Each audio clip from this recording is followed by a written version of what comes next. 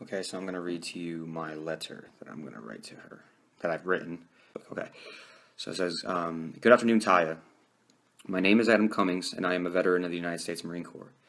I would first off like to thank you for the amazing sacrifice you and your family have gone through, and for you turning a terrible situation into a platform to effect real positive change for us and this country.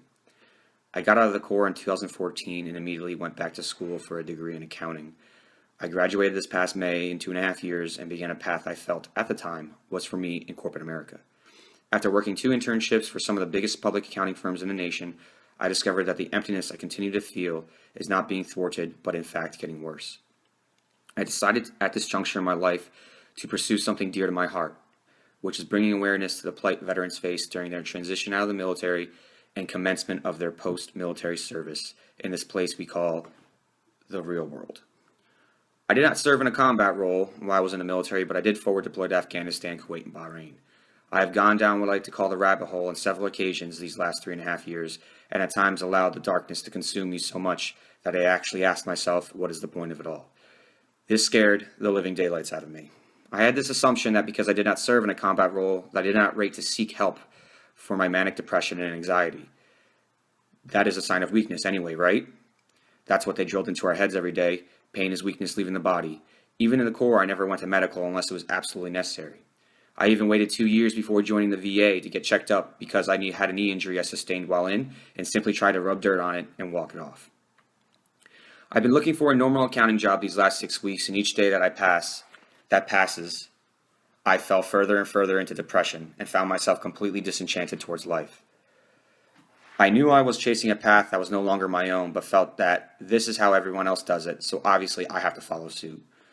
Well, I have never been one to roll to the beat of any drum but my own, so I decided to pivot hard. I'm a part of a Facebook group for veterans, and this one vet posted a controversial issue which highlighted the subjective capacity for which us veterans view PTSD, depression, anxiety, and other service-related mental illnesses. Everybody had their own definition of what they were to them, what resources should or shouldn't be used, and who rated disability claims for such problems. It truly opened my eyes to the lack of knowledge and resources out there for vets. It also opened my mind to the idea that even if there are programs out here for vets, but we are too proud and prideful to ever accept help from anybody, much less seek it ourselves. Earlier in the spring, I met a girl at the beach who was an aspiring military psychologist. For whatever reason, I decided to open up to her one night and really dive deep into why it is I'm so messed up. For the longest time, I felt that I did not rate VA help in any capacity because I did not serve into a combat role during my tenure in the Corps, and that only those vets whom gave mind, limb, and life deserve to receive such care and assistance. She told me that I was dead wrong, that everybody handles stress in intense situations differently. She opened my eyes to the idea that it is okay to not be okay, that I need to seek someone to talk to and open up to, because trying to do it on my own is only going to lead me deeper down the rabbit hole and further into the darkness that was consuming me. I had a bit of an emotional breakdown last Monday because I was lost in my journey of life. I could not figure out why I was continuing to sacrifice myself in pursuit of potentially something better. If I work this cruddy job, it'll help get me a less cruddy job. If I live in this town that I do not want to live in anymore, it'll be okay because then later on I can move somewhere that I do not feel so alone. I was waiting for life to throw me a bone, waiting for God to give me a sign of my purpose. Here we go. I think you like this part. This past weekend, I spent time with the most amazing woman I have ever met. She demonstrated to me, it gets me emotional, that I'm a beautiful person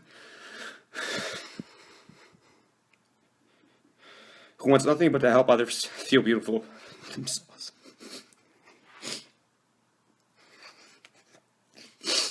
To feel special, to feel wanted, and not alone.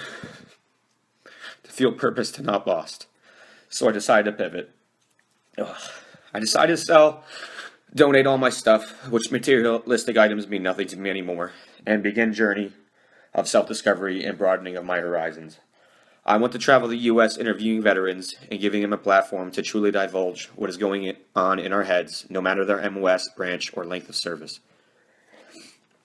I want to interview doctors, military experts, and veterans, organizational administrators to find out what is being done to thwart this millennia-old issue faced by warriors and shed light on the inadequacy of these resources.